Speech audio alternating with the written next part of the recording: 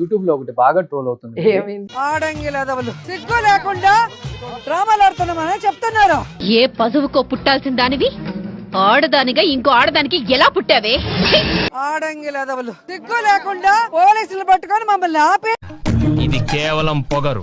కొన్ని ఏరియాలో దీన్నే బలుపు అని కూడా అంటారు. డ్రామాలాడుతున్నామని చెప్తున్నారు. ఆడంగిలదవలు దమ్ముందన్నోడు రమ్మను ప్రూవ్ చేస్తాము. ఎందుకు ఆవేశపడతారు?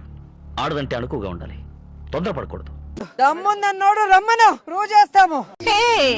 ఇది సహారాయల్లడి టానిక్ మరుందు. రోజా పువ్వేమో వాసన, రోజా నూరేమో గబ్బు.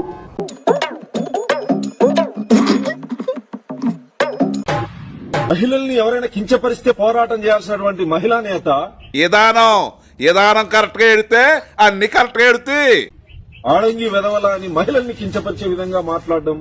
చెట్టంత మగాడిని పట్టుకొని ఎంత మాట అనేసింది. ఇంట్లో సెల్వమణి గారిని మాట్లాడి అలవాటై అదే భాషని బయట మాట్లాడితే ఇంట్లో సెల్వమణి గారిని మాట్లాడి అలవాటై అదే భాషని బయట మాట్లాడితే డీప్ గా ఏళ్లకు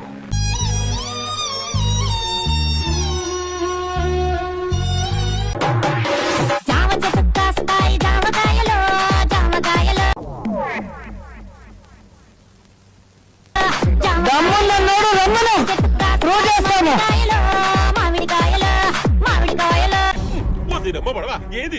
నా ముద్దు పేరు పెట్టుకున్న సాకిరెడ్డి, నా ఇంటి ముందు పెంచుకున్న పచ్చ ఎందుగడ్డి. బుద్ధి అధ్యక్ష మగాడిలాగా చుడిదారు వేసుకొని వెళ్ళి మహిళలు సిగ్గుతో తలంచుకునే పరిస్థితికి వచ్చింది. ఆ పేరెంట్స్ ఎట్ట పెట్టారు నీకు? ఆ నోరేంది? మార్చేసుకో తల్లి.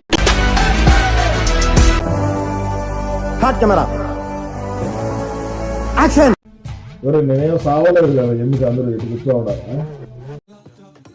తీస్తా, నాలో ఉన్న క్రియేటివిటీ మొత్తం బయటికి తీస్తా, నా తడాకా చూపిస్తా. షార్ట్ ఓకేనా? మళ్ళీ కొత్త కాన్సెప్టా? ఊపిరి పీల్చుకోవడం కూడా టైం ఇవ్వట్లేదురా అన్నా. అడిగి బలం పండు గోశాలకు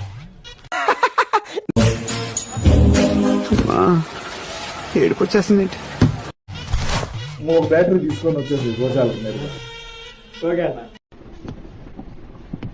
నీ క్లారిటీకి, నీ విజన్ కి, నీ ఎక్స్పీరియన్స్ కి టేక్ అ బౌ. మా ఊళ్ళు ఎందుకు రోడ్ల బడిగా ఇట్లా పునుకోన్నారో తెలుసా? ఎదరలేచానే ధైర్యం కోసం అని కోట్ల మీద 90 గుద్దారయ్యా. గోశాలకు వచ్చేటప్పుడు మీరు తాగి ఉన్నారో లేదా నోట్లో పీకలు పెడతామంటే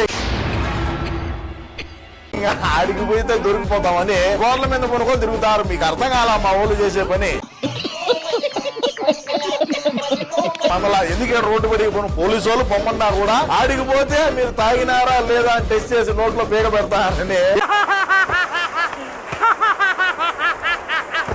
పనుకున్నారు. అది కథ, ఇంక వేరే ఏం లేదులే.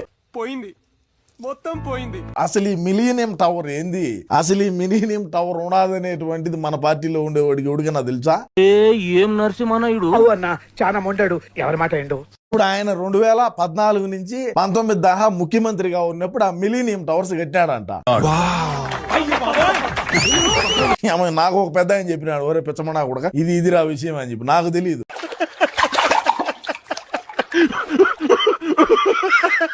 మనం అంగుట్టి కాలం అయిపోతుంది. ఆయన అన్నది కరెక్ట్. ఆ మిలీనియం టవర్స్ ని ఏ విధంగా వాడుకున్నాం మనం అధికారంలో ఉన్నప్పుడు అంటే, పైకి గాలిపటాలు ఎగరేసాం. నాకు నిద్ర పట్టట్లేదు, టెన్షన్ గానే ఉంది, మనసేం బాగాలేదు. వైఎస్ఆర్ కాంగ్రెస్ పార్టీ ఈ రాష్ట్రాన్ని ఏలుతుంది అని కూడా సందర్భంగా చెప్తాను. మరో 30 సంవత్సరాలు ఏళ్తామని కూడా ఈ సందర్భంగా కూడా మరి గట్టిగా కూడా చెప్తాను. కాబట్టి ఎవ్వరు కూడా వైఎస్ఆర్ కాంగ్రెస్ పార్టీకి సంబంధించిన ఏ కార్యకర్త వెంట్రుక కూడా పీకలేడు అని చెప్పి కూడా ఈ సందర్భంగా మిమ్మల్ని ఎక్కడో చూసినట్టుందండి. వెంట్రుక కూడా పీకలేరు అని చెప్పి కూడా ఈ సందర్భంగా తెలియజేస్తా ఉన్నాను. అక్కడ మొదలైంది రచ్చ. అప్పుడొచ్చినాడు దొరా సోమలయ్య మాస్టారి కొడుకు.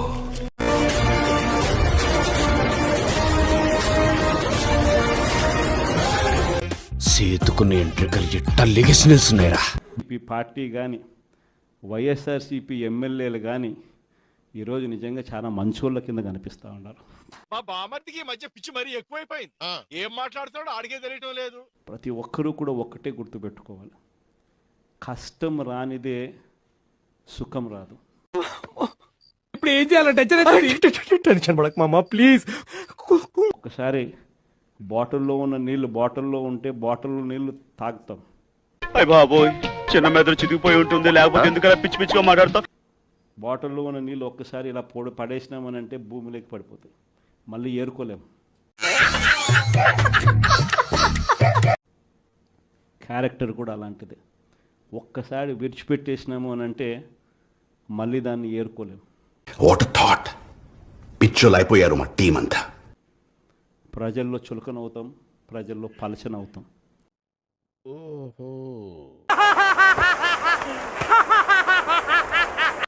ఇది ప్రతి ఒక్కరూ కూడా గుర్తుపెట్టుకోండి. అర్థమైంది సార్, ఎంట్రుకలు నిక్కర్చుకుంటాయి ఇక్కడ. కష్టాలు అన్నటివి ఎల్లకాలం ఉండవు. ఎవరికి ఏ కష్టం వచ్చినా కూడా నా కథ గుర్తు తెచ్చుకోండి. 16 నెలలు జైల్లో పెట్టినారు, కానీ ఏమైంది? ఏమైందిరా? బయటికి రాలా, ముఖ్యమంత్రి కాలా. మా కర్మ అది. ప్రతి ఒక్కరు ఇది గుర్తుపెట్టుకోండి, ఎవరికైనా ఇంతే. ప్రతిసారి ఈ రేంజ్ లో వాగి మాకు పిచ్చెక్కిస్తున్నాడంటే. చంద్రబాబు నాయుడు గారి ప్రభుత్వం రాక మునుపు మన ప్రభుత్వం ఉంది, ప్రతి వ్యవస్థ నిర్వీర్యం అయిపోయింది. నిజంగా ఈరోజు వైఎస్ఆర్సీపీ పార్టీ కానీ వైఎస్ఆర్సీపీ ఎమ్మెల్యేలు కానీ ఏది చూసినా స్కామే. నేను కూడా షాక్ లో ఉన్నా, నేను కూడా షాక్ లో ఉన్నా. అన్ని కూడా మళ్ళీ మన ప్రభుత్వంలో ఎలా ప్రతిదీ కూడా పగడ్బందీగా ఎలా జరిగింది, చంద్రబాబు నాయుడు ఎందుకు చేయలేకపోతున్నాడు? మాకు అధికారం లేదు, దిమాకా లేదు. వైఎస్ఆర్సీపీ అన్న పార్టీ నిజంగా ఒక విలువల కోసం నిలబడిన పార్టీ. అర్థం పద్ధతులు మాట్లాడతావు నువ్వు. అంటే ప్రజల్లో ఏ రోజైనా కూడా తలెత్తుకొని పోగలిగాం. వా ఏ మాషికిలాడా ఇస్తున్నావా?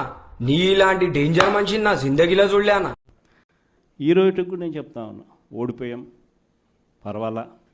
ఇలాంటి పండిటి కాపురం కబుర్లు చెప్పావనుకో కాల్చి పడదొప్పుతా. ప్రతిపక్షంలో కూర్చొని ఉండం, అది పర్వాలా. అంతా అస్సాం అస్సామేంద్రా. మళ్ళీ రీల్ వెనక్కి తిరిగి మళ్ళీ అదే రోజుకు మళ్ళీ తిరిగి వెళ్ళి బుద్ధున్నాడు మళ్ళా అలాంటి పని చేస్తాడా? చేయడు. కానీ మన దగ్గర బుద్ధి ఉందా? లేదు.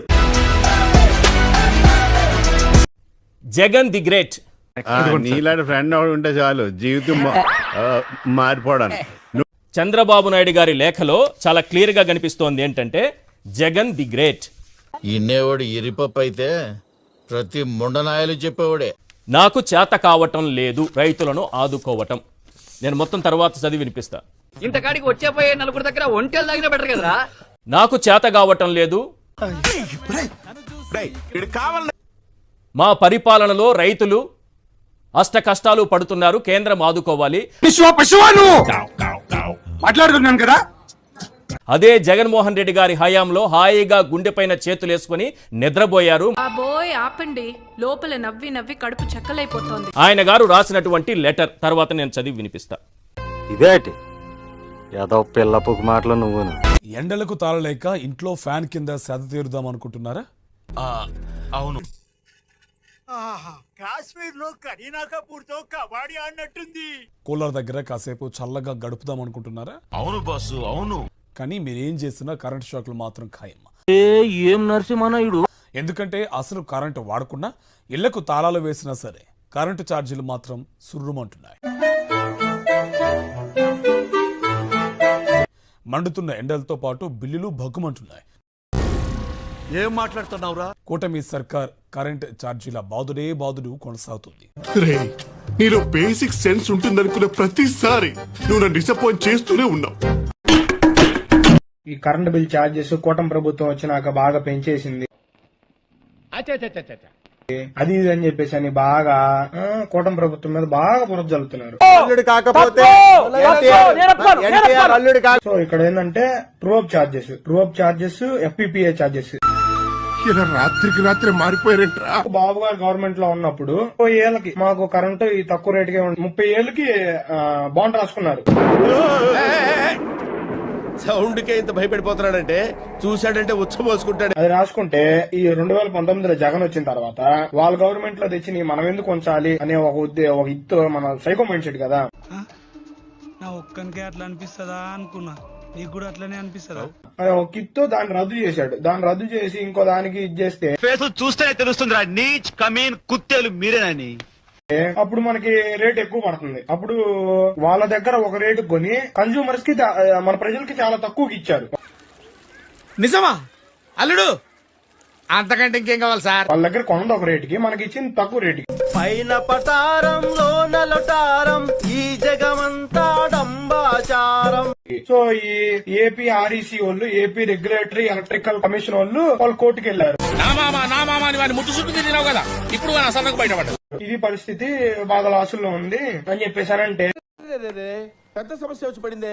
వాళ్ళు ఏమన్నారంటే అయితే స్టేట్ గవర్నమెంట్ కట్టడం లేదా ఆ భారం కన్స్యూమర్స్ మీద నెల ఇన్స్టాల్మెంట్ లెక్కన వేశారు. ఇదిగోండి ఆ ఇన్స్టాల్మెంట్ లో భాగంగానే ఇక్కడ ట్రూ అప్ ఛార్జెస్ చూడండి, 36 నెలలకు గాను మనం 33 నెలలు కట్టాం. మనిషికి మనిషి మర్యాద ఇచ్చుకోవద్దు అంటే ఇది ఎప్పటి నుంచి వస్తుంది 33 నెలలు అంటే?